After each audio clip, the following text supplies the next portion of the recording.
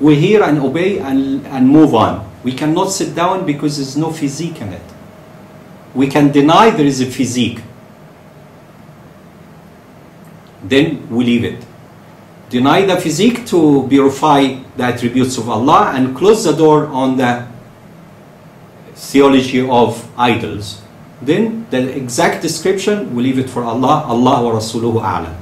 The Sahaba, even when the Prophet say, what day is this, what month is this, what? They say Allah and His Messenger know best. They have adab with the Prophet. They don't second, think him. So, Imam Sha'rawi, the Mufassir, he said, مَا كَذَبَ الْفُؤَادُ مَا رَأَى. This is Quran. Allah has been seen by the heart of the Prophet. Quran tell that. So, we are not going to judge things because we are limited like that fly. But things is very clear. We take the attribute of idols, then become beyond our capability, then we leave it there like Imam Sahfi'i has Allah order you to understand how he see him or not or this or that. We just cut like Lady Aisha, cut the idols attributes and leave it for Allah subhanahu wa ta'ala. And Ibn Abbas, when he said that, what happened? He said that Prophet has the rank of a ru'ya, and Hazrat Musa alayhi salam has the rank of speaking. So this is a rank of Prophet, we cannot take it away. Especially Prophet went already paradise in Isra and Mi'raj, and he saw in paradise many things. So seeing Allah with the eyes of paradise completely accurate, because all of us in agreement that in their judgment the believer will see Allah. But again, will not see it physical as you think with this physical light, reflection and so forth.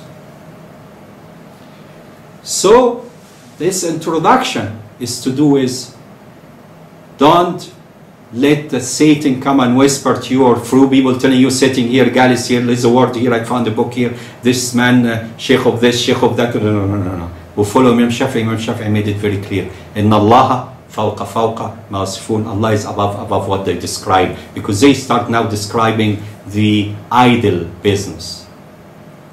So this is our introduction about how great Imam Sahfi'i and our Akidah is Imam Sahfi'i. By the way, Ibn Subki, who's a great Imam Sahfi'i follower and big in everything, he said that Tahawiyya and Ash'ari, between them is very little differences, very little in the subcategories. Okay? So Imam Sahfi'i Aqidah, Tahawiyya and Ash'ariyya all the same, but those follower of the 700 years guy, they succeeded to make Ash'ari is very bad thing in the Middle East. And they will move with the same success story here, but if you say Shafi'i, they run out of tricks, because Shafi'i is ahead of the Salaf.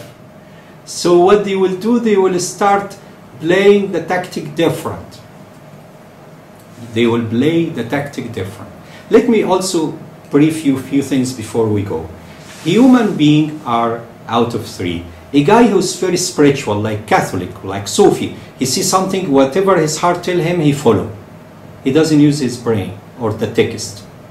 Then there are some people who use their logic only, like Orthodox, Nasi, like Zahiriyya. And there are some people who use their logic. If the brain doesn't allow it, we are not going to accept it. Islam accommodates all these people. So Al-Khidr and Moses show you the spiritual move, and Allah enrich it. And Ulil Albab يتفكرون في خلق السماوات, look in the heaven and earth, and addressing the intelligentsia.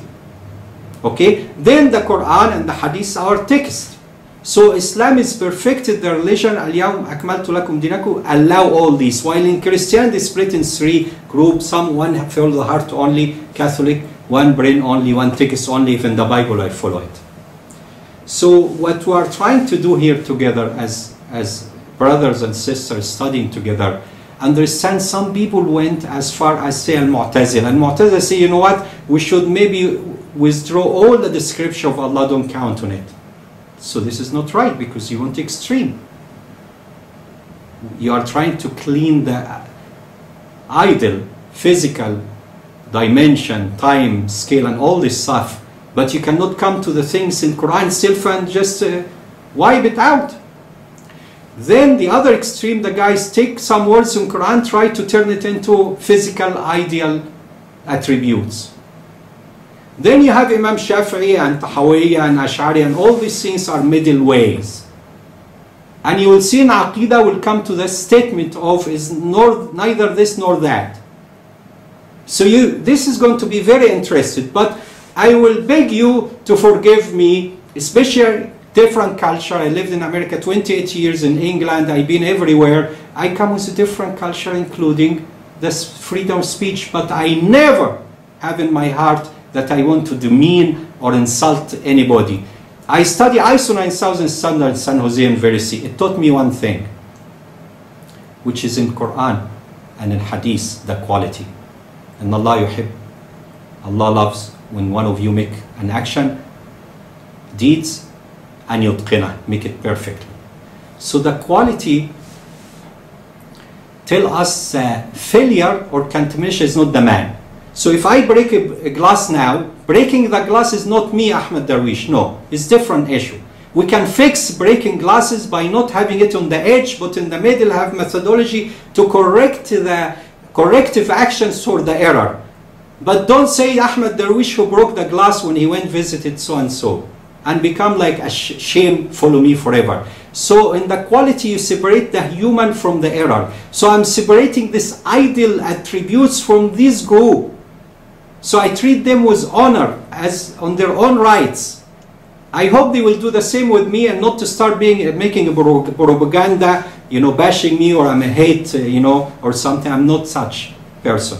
I respect them, but the error will separate them and clean it, make a corrective action. So all my lecture is a corrective action to clean the mess and put us back to Imam Sahfi'i, Imam Ash'ari, and all these. So if you ask me, are you Ash'ari? I said I'm Imam Sahfi'i now. Because I don't want to get rebuttal them. Also the Ash'ari group and the late Ash'ari, they start doing overkill in interpretation, which I don't, and my sheikhs taught me we should not go that extreme. Like from Bajuri and coming down, the overkill try to introduce so much logic, because the logic was brought into Islam from a third party, Greek and others, and Imam Sahfi'i hated this logic. Imam Suyuti said, when I left the logic, Allah blessed me with hadith. He made Jami' Suyuti is 46,000, which I finalized everything on it. Allah blessed me with hadith big time, so my strengths come from hadith. I show where the false hadith is 700 people used to contaminate the Aqidah and innovate new ways, which is against the thousand of Huffaz and ulama of this nation. So I thank Allah subhanahu wa ta'ala for you to be patient with me. This is the introduction. It's going to be a long day. It took me 8 hours. I didn't go through all these links in Birmingham. So maybe it's going to be a little more. So you be patient, but I'm going to make it easy for you. There are 344. I will record each one and stop and record it again so you can zoom through it. And I'm not going to go off the track. Introduction gave me more maneuvering, and just because I just want to give you all the experience. This is what I met Sheikh Hassan Makhlouf. He did that. His life was pure, and he buried in Egypt and unknown in Azhar, graveyard of ulama from Bani Adi, because he was from the children of Sayyidina Umar ibn Khattab, but his tomb is unmarked. So I was raised by good people, and I just want to give you this because nobody maybe here have all this depth. Okay, I understand the divinity at depths. I spend a lot of time understanding it, though my focus is hadith. Allah bless me to be a leading hadith scholar. I wrote over 170 books of hadith encyclopedia. The first one, released Ahmad ibn Hanbal with tafsir, is over 27,000 with Hashia, online for free. People download it everywhere. So you will benefit tremendously from my logic. I've been in America, I've been in the West, I have different cultures. So you will understand that I'm not pushing anything more the pure Islam, alhamdulillah. According to Imam Sahfi'i is my Imam. I'm proud to follow Imam Sahfi'i. I'm proud that I'm serving you, your Sahfi'i generation, Sahfi'i government, Sahfi'i Mufti, Sahfi'i Hakim, all these Sahfi'i areas. I met people, and I read to about some people who are like kind of playing the border and doing this. So I can tell right away, but I'm not going to mention names because I separate between the individual and the cause. The cause in corrective action lecture to clean the mess was introduced maybe in the last 10, 20 years, okay? And there are demands. I know of people in higher ranks in Islamic structure, ladders, demanding or requesting if somebody can help them. So I'm helping them by producing this. Respond to their demand. I met a person outside Kuala Lumpur, said we don't have ulama, you know, having this caliber. So can you help? I said okay, but he didn't want to help me. Very little time. I just asked, do you have a place I can, you know, live here a month or two? He said yes, and he back up. So how, if you don't have ulama managing your yayasan or whatever, how you are going to do your job, you know? And the first thing in Islam, before you do anything, you have to ask for alim. I'm not claiming I'm alim. I'm just a little guy trying to do my best serving Imam Sahfi'i. I saw him in a vision. He was proud, standing and welcoming me with a lot of ulama. Or maybe I'll tell you some of this later. So I thank you very much for being patient. It's going to be fun. I like if somebody doesn't agree with anything, forgive me, and in the same time connect with me. You can send your question and I will answer. We'll have very beautiful relation. Please don't invite female food. I cannot eat cherry. So I will come and have tea with you maybe. Inshallah. Very hot tea. Or milk, susu. But has to be direct from the cow. I don't buy processed milk. So I thank you very much from deep my heart. If it's something not clear, please contact me so we can make it very clear. If I make a mistake, please correct me. If you are a scholar, Allah bless you, and you feel something good in this, let me know. If I'm doing something wrong, tell me. Of course, I apologize maybe for the culture of this country because my approach is different. I was not born here. I'm just a guest passing by. I travel a lot, alhamdulillah, because I'm kind of almost like retired, and these years I'm spending it from place to place, telling people what Allah bless me, especially in Hadith. I'm serving Hadith.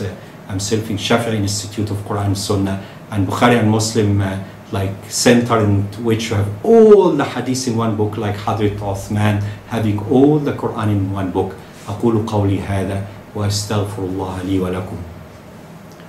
اللهم اهدنا فيمن هديت وعافنا فيمن عافيت وتولنا فيمن توليت وبارك لنا فيما أعطيت وقنا شر ما قضيت فإنك تقضي ولا يقضى عليك إنه لا يعز من عاديت ولا ذل من واليت نستغفرك ونتوب إليك وصلى الله على سيدنا محمد وعلى آله وصحبه وسلم والسلام عليكم ورحمة الله وبركاته. Please wait for the continuation of this series. Inshallah, after the prayer we'll record again. Assalamu alaikum wa rahmatullahi wa barakatuh.